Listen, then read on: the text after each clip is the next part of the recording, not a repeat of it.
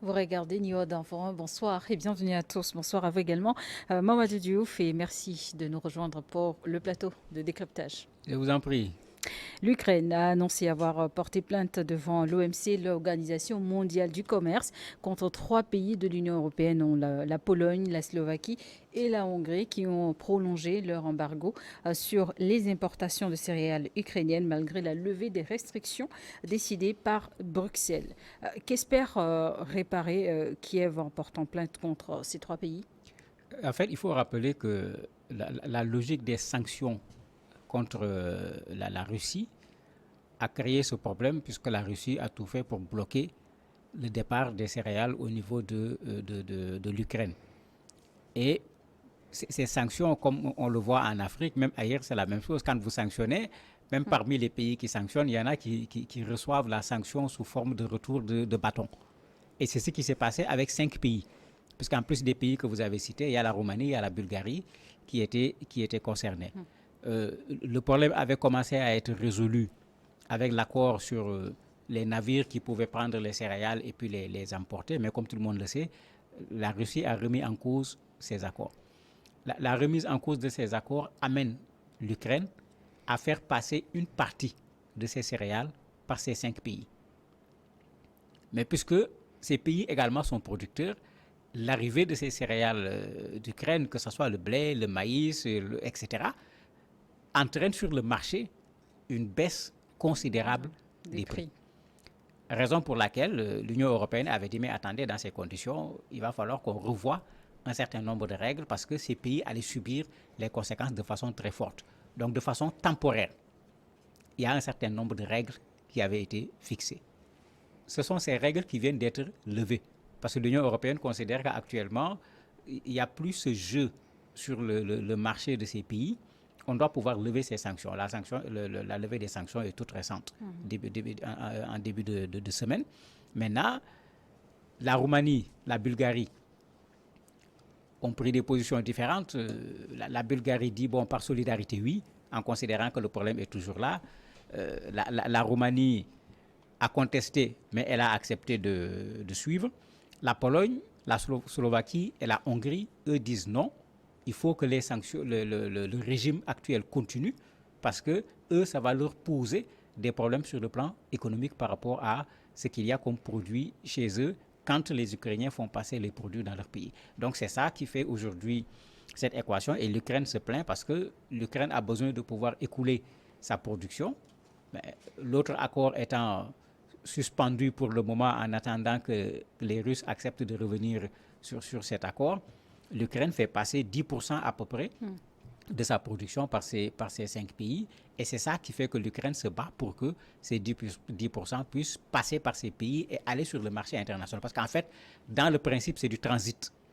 Mais comme on le sait dans tous nos pays, souvent on dit transit, ça rentre mais ça ne sort pas, ça reste sur place. Et c'est le fait que ça reste sur place qui pose problème à ces pays parce que ça déstabilise le marché local. Et justement, comme vous l'avez dit, l'Ukraine est particulièrement en difficulté depuis l'interdiction de la Russie au pays d'exporter les céréales ukrainiennes via la mer Noire. Tout à fait. En fait, c'est ça qui recrée ce problème. À un certain moment, ce besoin avait diminué. Mais ce besoin est revenu puisque on ne peut plus faire passer pratiquement une bonne partie des céréales ukrainiennes par la mer Noire. Il faut que ça passe par ces pays. Ces pays également produisent des céréales. Mais comme on le sait, la loi de l'offre et de la demande est là. Quand toute cette quantité de produits arrive sur le pays, leurs agriculteurs se retrouvent dans des problèmes. Quand vous regardez un pays comme la Bulgarie, par exemple, quand on a dit non, on arrête maintenant, la position était une position intermédiaire, temporaire, parce que c'est l'expression qui avait été utilisée quand même par l'Union européenne. Mais les agriculteurs en Bulgarie commencent à manifester en disant mais non, ça doit continuer parce que ça continue, eux, à leur créer des problèmes, même si l'Union européenne considère que le problème n'est plus à un niveau tel que ça puisse impacter fortement le marché local. Donc ils ont à gérer également un problème de politique intérieure. Une politique aussi pour protéger les agriculteurs nationaux d'une concurrence. Mais bien sûr, bien sûr. En Pologne, en plus de la protection des agriculteurs, on va vers des élections. Qui va mécontenter ces populations alors que les élections s'approchent et on va demander les voix de ces populations. C'est pourquoi la Pologne va très loin en disant que même par rapport à l'OMC, ce qu'on dit ne tient pas la route. Ils contestent même le caractère juridique de la chose en disant que si on s'appuie sur le droit communautaire international, ils peuvent effectivement exiger que l'on continue. Parce que eux, ils servent en principe de transit. Donc, ils peuvent accepter le transit, mais il faut que l'Ukraine respecte un certain nombre de règles pour qu'eux, ils acceptent ce transit-là. Mais ça devient de plus en plus compliqué. La Hongrie qui refuse toujours, puisqu'il fait partie des 3 pays contre lesquels l'Ukraine est en train de porter plainte, la Hongrie ne se contente plus actuellement du maïs, comment ça s'appelle encore, du blé, de l'orge, etc. Il y a d'autres produits. La Hongrie a mis sur la liste maintenant 24 produits. D'origine ukrainienne. Oui, mais qui passent par la Hongrie. Mais vous comprenez pourquoi ça devient difficile et l'Ukraine est sur le point, s'il n'y a pas d'accord, de porter plainte au niveau de l'Organisation mondiale du commerce. C'est une demande qui pourrait aboutir à cette plainte de l'Ukraine? Je ne suis pas sûr. Quand on regarde la plainte de l'Ukraine, l'Ukraine reste ouverte. Quand vous regardez les responsables ukrainiens, ils disent qu'ils espèrent qu'ils ne vont pas arriver au tribunal et qu'ils vont pouvoir trouver un accord avant cela. Donc il y a quand même une ouverture qui est là. C'est peut-être à l'Union européenne de faire un certain travail parce que l'Union européenne fait partie des pays qui mettent les sanctions, la pression sur l'URSS, sur la Russie. Et quand on regarde ce qui se passe, la Bulgarie, la Roumanie, la Hongrie, c'est des pays qui sont membres de l'Union européenne. Donc en principe, c'est les règles de l'Union européenne qui doivent être appliquées. Maintenant, soit, comme le fait l'Union européenne, par solidarité, ils vont intervenir pour que ces pays ne rencontrent pas des difficultés, mais ils ne peuvent pas le faire. Ils mettent tellement d'argent en Ukraine actuellement que ça va être très compliqué. S'ils ne parviennent pas à le faire, à un certain moment, ces pays sont confrontés à l'Union européenne des règles qu'il faut respecter, à leur propre population qui commence à rencontrer des difficultés à cause des produits ukrainiens qui passent par leur pays. Mais vous voyez qu'ils sont entre le marteau et l'enclume. Les 2 ont cédé, les 3 sont en train de persister. Les céréales ukrainiennes sont également convoyées vers l'Afrique, notamment le blé au jour d'aujourd'hui. Qu'en est-il des accords trouvés, signés entre-temps avec les pays de l'Afrique, certains pays de l'Afrique de l'Ouest? Pour ce qui est des accords, l'Ukraine est toujours prête à mettre son blé sur le marché, puisque l'Ukraine n'a aucun intérêt à garder son blé sur son territoire. C'était une culture d'exportation. Donc ce n'était pas seulement destiné à la population locale. Ils avaient de quoi assurer la consommation locale, mais de quoi également mettre sur le marché. C'est de l'huile également, parce qu'ils travaillent beaucoup sur les oléagineux. Mais le problème qui se pose, c'est que quand on bloque la mer Noire, les navires ont du mal à partir. L'Ukraine est en train de trouver une solution autre. On a vu lors du sommet Russie-Afrique, la Russie a promis d'envoyer du blé à certains pays qui sont devenus pro-russes, si on peut l'appeler ainsi, et a oublié le reste des autres pays africains parce que peut-être ils ne sont pas suffisamment pro-russes, alors que le problème se pose dans les pays africains, mais pas de la même façon. Parce que ça aussi, il faut le dire clairement, nos pays ne consomment pas le blé de la même façon. Il y a des pays chez qui ça pose un énorme problème. Il y a d'autres chez qui, si le blé n'arrivait pas, les gens vont pouvoir continuer parce qu'il y a d'autres substances qui peuvent leur permettre de continuer à s'alimenter sans le blé. Mais pour l'Ukraine, en guerre, qui a besoin de devises, le problème devient beaucoup plus crucial. Maintenant, les autres pays, la guerre est en train de durer, il ne faut pas qu'on l'oublie. Ils sont à la frontière de l'Ukraine. Même s'il n'y avait pas cette question de céréales, quand tu es à la guerre à ta frontière, ça t'oblige à prendre un certain nombre de précautions qui ont un coût sur le plan financier. Mais quand on y ajoute maintenant ce problème de passage de ces produits qui impactent l'économie au niveau national, on comprend que ces 3 pays soient plutôt réticents à ce qu'on arrête cet embargo, puisque c'est comme ça qu'on l'appelait. Oui. Ils disent non, il faut qu'on puisse prolonger l'embargo au lieu de l'arrêter parce que eux, ça leur pose problème. Et loin de l'Ukraine, dans la région ouest africaine, depuis le coup d'État au Niger, les pays voisins de ce pays ont du mal aussi à exporter leurs produits vers le Niger, des produits vivriers dont le pays en dépend. Oui, c'est pourquoi je disais tout à l'heure, c'est le problème des sanctions. Vous sanctionnez et puis après, il y a un retour du bâton au niveau des sanctions. le Niger est un pays membre de cette partie ouest africaine qui est en commerce, quand je dis commerce, en import comme en export, par rapport aux pays pas seulement frontaliers, parce que les oignons du Niger, par exemple, vont au-delà des pays frontaliers, le bétail, etc. Les céréales également. Mais en ce moment, autant le Niger souffre, et souffre plus puisqu'on a fermé toutes les frontières du pays, le Niger souffre plus, mais les autres pays également souffrent. Le Niger n'a pas de port. Comme disait l'ancien président nigérien, c'est le port de Cotonou qui est le port du Niger. Mais tout le monde sait qu'une activité portuaire, une très bonne activité portuaire, mais rapporte énormément d'argent au pays où se trouve le port. Mais en ce moment, Cotonou, même si Cotonou est partisan des sanctions, Cotonou va subir également la conséquence des sanctions parce que si les activités portuaires du Niger ne se font pas, mais au port, vous ne gagnez pas de l'argent. Mais vous avez également les douanes, parce qu'il y a des taxes, il y a tout un ensemble de choses. Mais ça sera valable pour le Togo, ça sera valable également pour d'autres pays que le Niger aurait pu utiliser pour faire passer ces marchandises. Donc, les sanctions sont là, que ce soit en Afrique, que ce soit ailleurs. Assez souvent, quand vous déposez ces sanctions, puisque l'économie est devenue en quelque sorte un village planétaire également, il y a beaucoup d'interactions entre les pays. Quand vous sanctionnez, il y a le pays qui est désigné, qui est sanctionné. Mais il y a des pays qui ne sont pas concernés par la sanction, mais qui subissent aussi la sanction. Mais justement, l'économie mondiale a connu des difficultés depuis déjà le Covid, ensuite c'est ce conflit entre l'Ukraine et la Russie. Oui, tout à fait.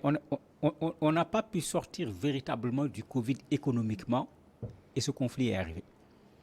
Mais en plus de ce conflit, vous avez les pays pétroliers qui aujourd'hui font une entente, en particulier l'Arabie Saoudite et la Russie, qui baissent la production du pétrole. Ce qui entraîne une augmentation. Les gens s'inquiètent même en disant est-ce qu'on ne va pas aller, si ça continue d'ici fin décembre, est-ce qu'on ne va pas aller à $100 le baril? Mais $100 le baril, je parle de dollars parce que nous sommes en CFA malheureusement.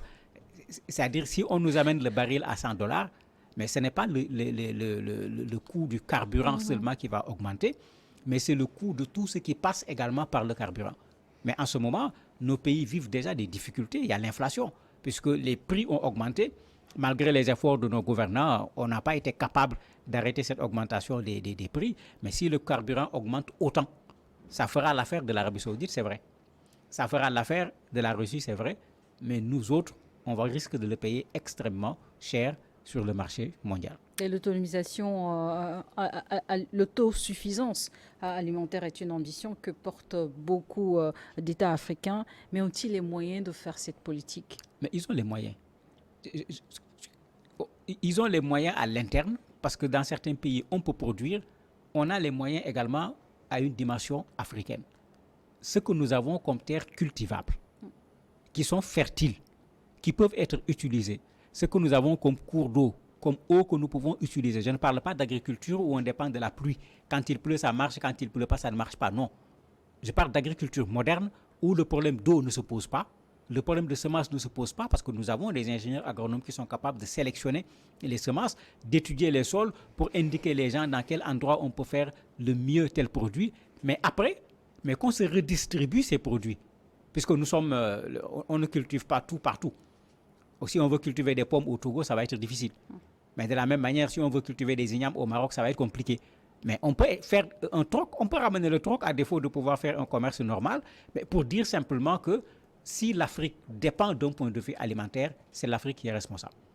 Parce qu'on a les terres, on a les hommes, techniquement, tout ce qu'il faut est là. C'est la politique qui véritablement, cette volonté politique qui n'est pas véritablement là, et c'est sur ça qu'il faut travailler pour qu'on produise du blé, puisqu'il est prouvé qu'on peut le produire dans une bonne partie des pays africains, qu'on produise du riz également, qu'on tire la leçon sur le blé, et qu'on ne soit pas là à dépendre encore du riz asiatique, mais qu'on le fasse pour l'ensemble des produits qu'on peut avoir sur le continent africain. Mais en plus, c'est des emplois pour les jeunes Africains. Et c'est de l'argent qui reste dans le continent. Mais c'est par ça que passera le développement. La volonté politique, oui, mais il y a aussi le fait que les agriculteurs de plus en plus vont vers les cultures de rente. Oui, mais c'est ça qu'il faut revoir. Parce qu'on ne peut pas continuer à être dans une économie extravertie, où ce que nous produisons, nous ne le mangeons pas. Je prends le cas du coton. On produit énormément de coton pour le mettre sur le marché mondial. Et c'est eux qui décident du prix. Mais il faut réorganiser cela. Il y a l'exemple de la Côte d'Ivoire et du Ghana, qui sont de gros producteurs de café et de cacao. Mais quand ils ont voulu avoir un impact sur le marché mondial, ils se sont entendus pour dire, si vous ne donnez pas tel prix, nous ne vendons pas. Mais si 2 pays sont capables de le faire, et ils ont fait bouger les lignes, mais si tous les pays africains le font, les lignes vont davantage bouger.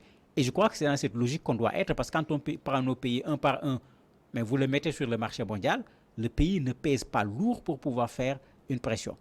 Mais qu'on prenne cet exemple Côte d'Ivoire, Ghana, sur le café et sur le cacao, mais qu'on le fasse sur l'essentiel des produits que nous avons. Je ne demande pas qu'on abandonne les produits de rente, mais avant de produire pour vendre aux autres, il faut qu'on pense à produire ce que nos populations consomment d'abord pour que nos terres ne soient pas utilisées pour satisfaire les besoins des autres et qu'on soit incapable de satisfaire les besoins de nos populations. Et une autre réalité, difficulté qui concerne là tout le monde, c'est le réchauffement climatique. Oui, qui ne facilite pas non plus les cultures. C'est vrai que ça ne facilite pas la tâche, mais il ne faut pas qu'on prenne l'agenda des autres. Le réchauffement climatique, ce n'est pas notre agenda. Qui a réchauffé le climat? Ce n'est pas les Africains. Les pays développés. Il faut que ça soit clair. Ce n'est pas les Africains. Nous y participons parce que nous produisons également du gaz carbonique, ne serait-ce que par les motos et les voitures. Oui. Mais le problème qui se pose à l'échelle mondiale, tout le monde sait qui est coupable. Et quand on part dans les rencontres internationales, ceux qui sont coupables ne payent pas. Et ils veulent que nous, maintenant, on porte leur combat. Moi, je dis qu'il faut dire non. Ils n'ont qu'à voir comment ils vont régler leurs problèmes. Nous également, nous allons voir comment nous allons régler notre problème. Parce que nous n'avons pas les mêmes priorités. Mais à partir de ce moment, qu'on s'asseye autour d'une table pour qu'on voit comment faire pour que ce problème qui est un problème réel, qu'on lui trouve une solution. Mais pas au détriment de l'Afrique, parce que nous ne sommes pas, s'il fallait prendre les pourcentages, ce n'est pas nous qui avons créé les plus gros problèmes en matière de climat dans le monde. Merci Mamadou Diouf d'avoir accepté notre invitation. Merci à vous également de nous avoir suivis. La suite de New York Soir, c'est tout de suite après la pause avec le plateau de l'invité.